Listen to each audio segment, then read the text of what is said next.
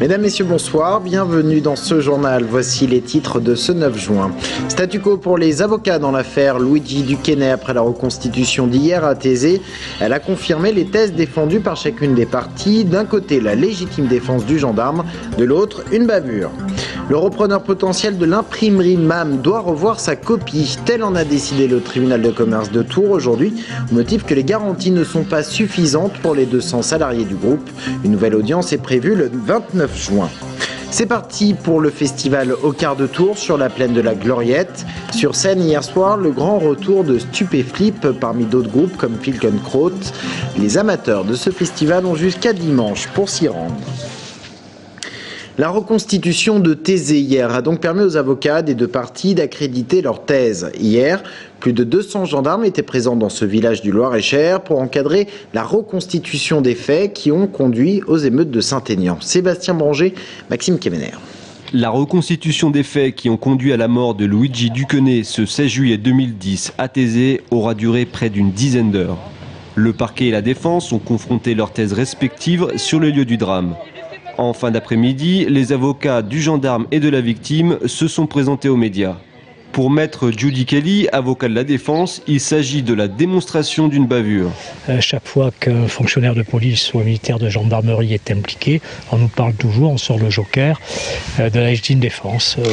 Dans le cas particulier, au vu des premières constatations, je veux dire, la vérité, elle est à un moment donné scientifique, elle est cartésienne, et au vu de ces éléments matériels, force est de considérer que la mort de ce gamin de 20 ans est une mort injuste, que la légitime défense n'est pas applicable dans le cas particulier. Diamétralement opposé, le discours de l'avocat du gendarme prône la légitime défense et dénonce la mauvaise foi de son confrère. Il ne faut pas confondre le fait qu'il y a dans une voiture deux individus qui, nous le savons maintenant, il y a une personne qui est évadée. Il y a une autre personne qui n'a pas son permis, qui se trouve devant deux gendarmes qui leur demandent de s'arrêter.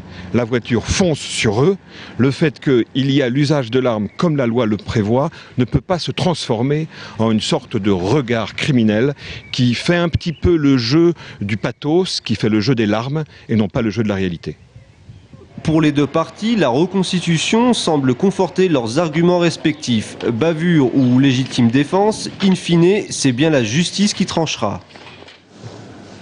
Le potentiel repreneur de MAM doit revoir sa copie. Tel en a décidé le tribunal de commerce de Tours qui statua aujourd'hui sur ce dossier. L'imprimerie Tourangelle est en redressement judiciaire depuis mars 2010. Ce sont plus de 200 emplois qui sont menacés. Les précisions, Géraldine Cornel à vous. 60 salariés du groupe Lasky s'étaient donné rendez-vous ce matin dès 9 h devant le tribunal de commerce de Tours. C'est aujourd'hui que M. Floco, repreneur éventuel, exposait au juge ses plans pour l'avenir de la société.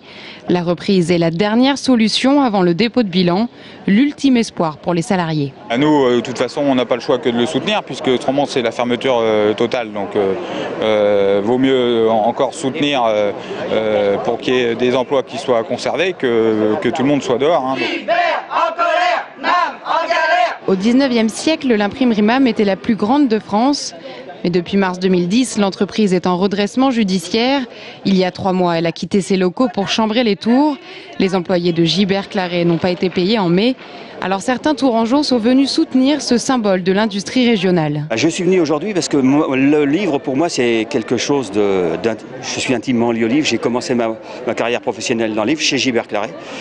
Et malheureusement, je connais trop bien Gibert Claret et trop bien MAM pour dire que c'est dommage qu'on en arrive aujourd'hui jusque-là.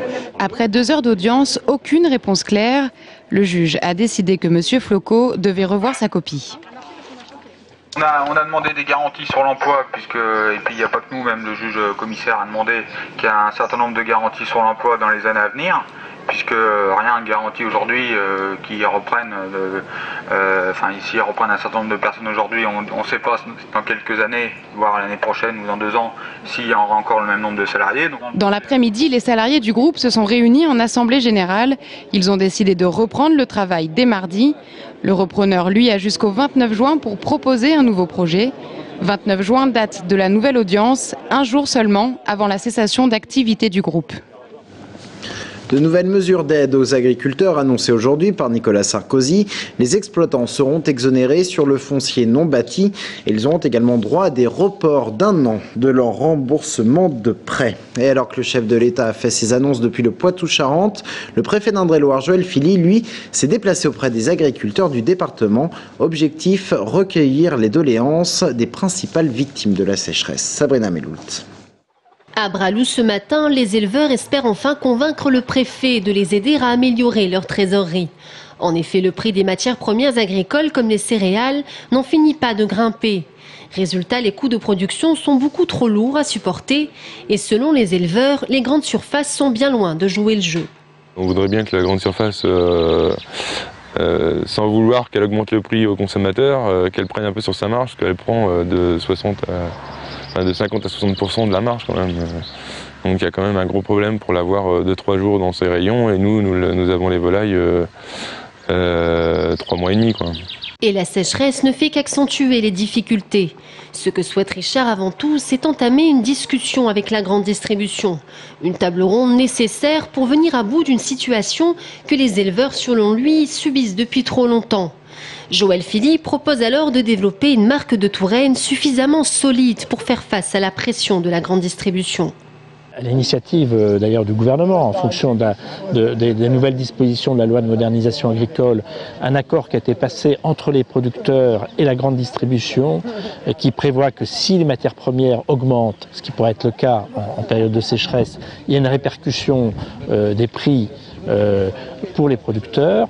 Il était intéressant de voir quelle était la composante de ces prix et comment tout ceci pourrait fonctionner dans les semaines et dans les mois qui viennent. Des semaines qui s'annoncent très tendues pour les éleveurs. Aujourd'hui, Nicolas Sarkozy a annoncé le report de remboursement des prêts consentis en 2009 aux agriculteurs. Un plan de soutien exceptionnel, mais encore insuffisant pour atteindre une trésorerie équilibrée. La présidente du Conseil général d'Indre-et-Loire, Marisol Touraine, recevait aujourd'hui le président du Cher, Alain Raffestin. Les deux sont socialistes. Ils ont échangé sur les orientations politiques de leur territoire, sur les pratiques et les difficultés rencontrées, des discussions autour de l'agenda 21, de la culture, du RSA ou encore du développement économique. On écoute Marisol Touraine. Nos deux départements sont différents, un peu plus de 300 000 habitants dans le Cher, 600 000 environ dans l'Indre-et-Loire, une agglomération extrêmement forte dans notre département, un budget qui est évidemment différent. Et donc il ne s'agit pas de reproduire, mais d'échanger et de voir encore une fois quels sont les défis communs que nous avons à relever, quels sont ceux qui sont propres à chacun des départements, et puis quelles sont les solutions auxquelles nous pouvons penser, compte tenu du fait que nous sommes l'un et l'autre engagés pour des idées de gauche. Propos recueillis par Julien Bernier. L'école de la base aérienne de Tours fête ses 50 ans cette année, 50 ans qu'elle forme les jeunes pilotes de chasse. Aujourd'hui, c'est donc une remise de brevet un peu particulière qui avait lieu. Événement commenté par Romain Delvin. À l'occasion des 50 ans de l'école d'aviation de chasse de Tours, une exposition sera inaugurée ce week-end dans le péristyle de la mairie. Un avion Alpha Jet aux couleurs de l'anniversaire sera exposé en face du Palais des Congrès Vinci. Mais c'est bien sûr cet après-midi sur la base aérienne de Tours Nord qu'il y avait le plus de mouvement. D'abord avec les remises de décoration, puis la remise des brevets de pilote aux élèves formés sur la base. Mais ce qui a fait lever les yeux au ciel, ce sont surtout les démonstrations en musique. Il y a d'abord la patrouille Cartouche Dorée et ses 3 Upsilon qui ont fait des exercices de voltige. Enfin, le passage furtif, mais passage quand même de la PAF, la patrouille de France qui s'est ensuite dirigée vers le centre-ville et a descendu l'avenue de Gramont. L'Alpha Jet sera exposé tout le week-end face au Vinci. Quant à l'exposition dans le péristyle, retraçant 50 ans de formation d'aviation de chasse à Tours, elle se tiendra jusqu'au 24 juin. C'est un événement attendu chaque année par les amoureux de ce festival. Je parle d'Ocar de Tours qui a débuté hier soir sur la plaine de la Gloriette. Une ouverture en fanfare du festival puisque Stupéflip y a fait notamment son grand retour. Julien Gauthier était sur place pour vous rendre compte de l'événement. Voici son reportage. Il fallait être patient hier pour rentrer sur le site de la Gloriette. Et oui, il y a des choses qui se méritent. Comme chaque année à Ocar, on rencontre des bénévoles sympas, des gens sympas. Salut toi, ça va?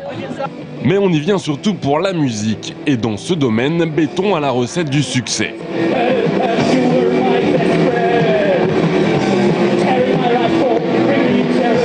Premier ingrédient, et pas des moindres, offrir une belle vitrine aux groupes locaux. Exemple, avec The Finkelkrauts, ils ont entre 20 et 24 ans, ont tous gravité à Tours. L'un y vit encore et viennent de sortir leur deuxième disque. Des petits jeunes pleins d'énergie et dont on peut parier sur l'avenir. On peut pas répéter, il y en a 2 à Lille, il y en a un à Paris, un à Annecy, mais c'est bon, il va être à Paris. Et moi qui suis à Tours, Vendôme, rien que pour répéter, c'est vraiment une catastrophe presque.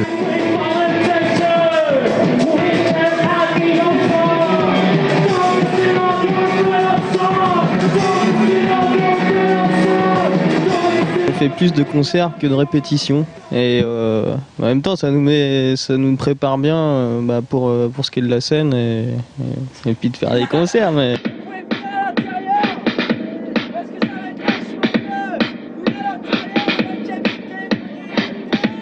Deuxième ingrédient, créer des moments insolites qu'on ne verrait nulle part ailleurs. Cette année, c'est le micro-concert dans une cabine téléphonique. Piano Chat s'est prêté à l'exercice magique.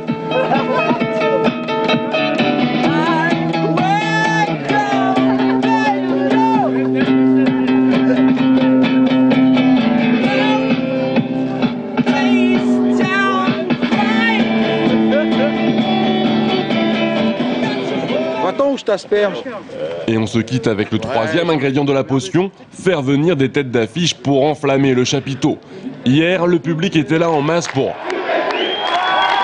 un groupe stupéfiant complètement déjanté qui, précisons-le, déteste se produire sur scène. Moi j'ai passé toute mon enfance à Tours et Cadillac il est de Tours, il habite à Tours. Pour ceux qui connaissent Stupéflip, tu connais un peu Stupéflip toi? C'est vrai?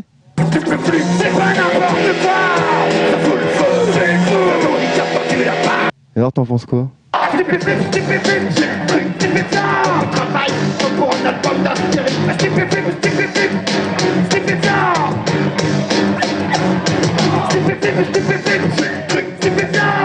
J'ai juste un truc à dire, si la musique devient payante sur internet, eh ben le porno le sera aussi. Et rien que pour ça, je veux que ça continue à télécharger.